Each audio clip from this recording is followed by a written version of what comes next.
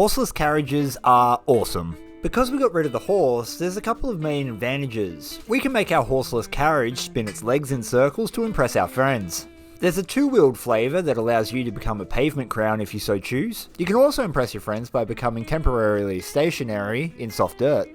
Road trips in your horseless carriage are a lot easier because you don't have to stop to water the beast, only the thing inside the beast. And unlike a horse, if your horseless carriage breaks down, you don't have to put a bullet in it. You can merely pull out your man card and pretend like you know what you're doing to fix it. But if you don't know what you're doing, you probably don't want to try and fix it yourself, otherwise your car might become a temporary dumpster fire. And that leaves you with one option, to take it to someone who understands what screwdrivers are. And that can be expensive, bringing us neatly to what this video is all about. Welcome back to the series where we're exploring the idea that you might be able to make a living off prospecting gold because of the extremely high gold price.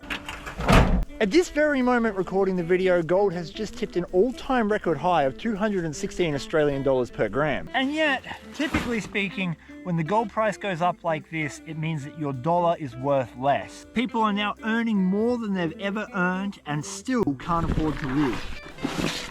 And I'm here to answer a question. Can you utilize gold to supplement your income? Could you, theoretically, make a living off nothing but gold panning? Up until this point, I've been using very simple pans, but I've decided to step it up a notch and we're going to use a professional level pan. There's a very nice sounding bird up there somewhere. For the rest of this series, I'm going to be answering questions that are a little more specific. And I'm going to be doing that with equipment that's going to get me more gold per day. And today's question is about something that we all go through.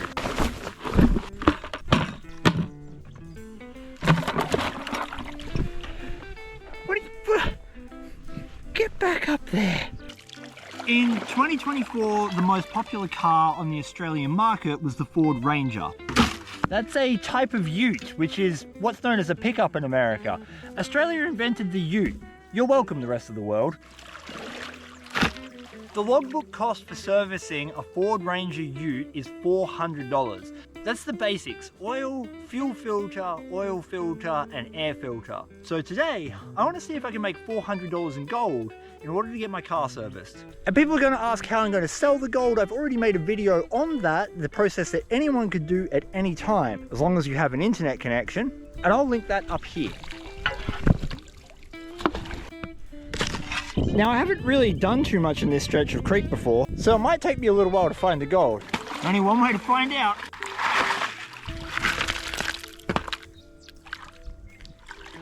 First pan of the day. Let's see if we've got any gold on the board at all. Yes! Look! There's a flake there, a big flake there, and a couple of nanos. Not good enough, but it's a start. By upgrading my equipment with a classifier and a larger pan like this, I'm going to be able to move more dirt. Generally speaking, moving more dirt gets you more gold.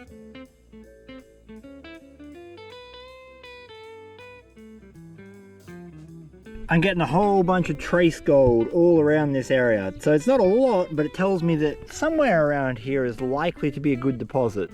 Gold prospecting certainly isn't for everyone because it's a lot of tedious hard work. Feast or famine. So don't think you can quit your job and just come out here and start making a living. That's the same mistake most of the gold rush miners made back in the 1800s. Instead, it's about educating yourself and slowly developing the skill, much like going to the gym and training a muscle. And if you want to train your muscle better, consider hitting the subscribe button because we do tutorials every single week. This series has taught me that gold prospecting, at the very least, is more like a part-time job than it is a full-time job. In this particular case, I had around 3 hours after work to go out and find some gold. 10 years ago when I started, the gold price was $40 a gram. You had to slog your guts out in a place like this just to make a little bit of money. Back then, if I'd seen gold like this, I would have walked away and turned my nose up at it because I wouldn't have been able to make any profit. And it's hard for me to wrap my head around that I can now make money off gold like that. That is enough to actually turn a profit, and it looks like almost nothing. It's basically straight bedrock, which normally in a creek you need a little bit of gravel on top of that to make it work. But here I seem to be able to get away with just running bedrock and sometimes finding gold deposits, so we'll find out. The whole purpose of this series is not to succeed every time, it's to experiment. I'm out here for a few hours in the afternoon after work, and I want to see if I can get enough money to pay for a car service. Imagine the relief you could get if you could pay for things like a car service, your rates, electricity bills, by coming out after work and doing a little bit more, but in something you are truly passionate about, that you truly love. That's gold prospecting for me. Even if we get half the amount of gold we need, that's still a success. It would appear that there is no gold in that bedrock. Moving right along, I'm still looking for a deposit, but every single pan has at least a little bit of gold in it. And with the way the price is today, that's kind of like a 50-cent coin. You don't walk past a 50-cent coin sitting on the ground, you'll probably pick it up. Unless you're uber rich, obviously, and then you would not really worry about picking up that coin because you got better things to do with your time. Just like pocket money though, that kind of gold adds up. More 50-cent pans. Even though I wasn't on the richest ground, consistency does play a game here. I was getting consistent gold in every pan, and just like pocket money, it was adding I up. spent approximately 50% of the time I have looking for gold, and that's the best pan I've got so far. There's no point flogging a dead horse, we've got to move on to fresher ground. Right there is a gorgeous snake. I'm going to try and get a little bit closer with the GoPro. I put a little reel up on my Facebook page about him or her. It's only a young one, it's only little. I'm not going to get too close because I can't run very fast in waders. But that's gorgeous. What an amazing creature. You know, a lot of people freak out about snakes, but they play a really important role in the ecosystem. It's part of living in Australia. You learn about these creatures when you're really young. I'm going to go about my gold panning. It's going to go about its day sunbaking, and we're not going to have any issues from each other. Love your work, Larry. This section just in here gave me some super interesting trace gold about a week ago. So let's follow it up and see what we get.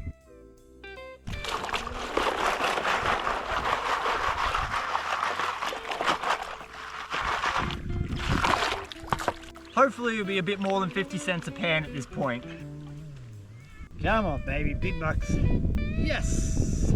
Oh yeah. With only a couple of hours left, if I can keep that going consistently, we'll get a really good take of gold. Again, not weight-wise, but just because the dollar value is so high, it will add up to something significant. That's probably like one spark plug, I would say. And then, of all things, I got interviewed by the ABC Radio, a national broadcasting program that wanted to know more about the current gold price. And I'd be willing to bet that I'm probably the first person ever to give an interview whilst doing a pan of gold. I just did an interview while gold panning for ABC Radio. That was wild. Anyway, we'll see if this shattered bedrock has more gold. Yeah, boy! Oh, that's much better. Oh, that's definitely a spark plug. Well, I hope that keeps up. There's a bit more ground. If you look here, there's a bunch of shattered bedrock. That's where my last pan came from. Fingers crossed. There's more. Oh, nom nom nom nom nom nom. Shoveling's like a weird version of pole dancing. I hope you think about that next time you're shoveling next to your mate. Shovel sexy for me. Shattered bedrock, just like this, acts like a sponge. It allows gold to fall in, and then because the bedrock's all still together, when the floods go over it, it's trapped and it just accumulates more gold. But you need the right piece of bedrock that's got gold traveling over the top of it for it to happen. All of this for a Ford Ranger. I mean, if you drive a Ford Ranger, and chances are you do if you live in Australia because it's the most popular car bought in 2024. But I don't know, I'm not a massive Ford fan. Give me a really well done up Toyota Land Cruiser, or I mean, like even a Jeep, maybe a Jeep. I used to own a Jeep. I have an extensive, painful mechanical history with Jeeps. Same dealio. Let's see what we got. It does have a little bit. Oh yes, it has plenty. Oh yeah. Man, if I had to come out here and find enough gold to fix a Jeep, we'd be in trouble, but that's all right for a Ford. The gold is really consistent. Consistent gold is so much more important than getting like one or two really good pans. One or two really good pans can make your whole day, but consistent gold guarantees that you're gonna have a decent take. Now, filming for you guys, which I love doing, does take away from my panning time. So I'm gonna put the camera down for a little bit, and we're just gonna get some stuff done. That way I'll be able to afford spark plugs and a fuel filter. We're at the start of daylight savings here in Victoria, and that means I had a little bit more time than I normally would at the end of the day to get stuff like this done. But I only had about 40 minutes worth of daylight left, so I set about getting as many pans done as I possibly could. A pretty weak pan in terms of total gold spec count, but look at the size of that bit. That's a good little flake of gold.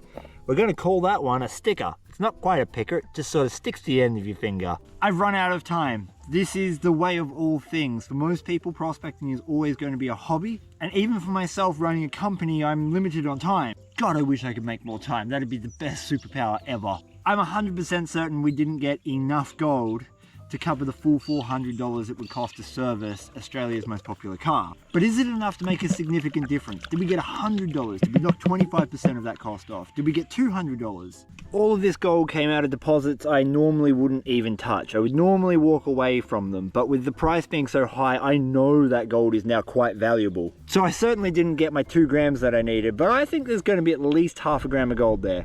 But the only way we're going to know that is to go home and weigh it up. So let's get there and do that. Videos like this are made possible by our amazing Patreon community, and we want to give you guys an opportunity to ask questions that you can get answered on videos just like this one. If you go to the Patreon page, there is a pinned comment where you can leave your question below, and I will address them in future videos just like this. Thank you all so much for joining the Patreon community. I really appreciate it. Now let's have a look at the gold. That is what I managed to find in 3 hours just after work. I actually think that's pretty good. Pint for scale. But you don't have to go to the creek to find gold. You can just jump onto the oldmoldy.com.au right now and pick yourself up a nugget or a pay dirt. Now I think we all know that this is not going to be the several grams of gold that I needed to get my full car service done, but this would take a significant chunk of the cost off. Think of it more like a cash back. I go out and do my hobby and I can invest it in something that actually matters. I'm hoping for half a gram, but it is chunky gold, so maybe a bit more, maybe 0.63. Get your guess in the comments before we run out of gold in the container. Oh, we're over half a gram, so that right there is well over $100. We've done better than I thought. 0.75, here comes the big flake. 0.88? Damn bro, back in the day that would have been around $40 worth of gold. I'm using an app called Goldo, and that will help give you live calculated gold prices. And 0.88 grams of gold in Australian dollars at the time of recording is $183.90. 98 cents, because that 8 cents is important, remember, picking up 50-cent coins. That means in 3 hours after work, I managed to cover a grand total of 50% of the servicing costs for a Ford Ranger here in Australia. Imagine if you did a full day on the weekend, you'd probably get much more than what it would cost you to do the basic service.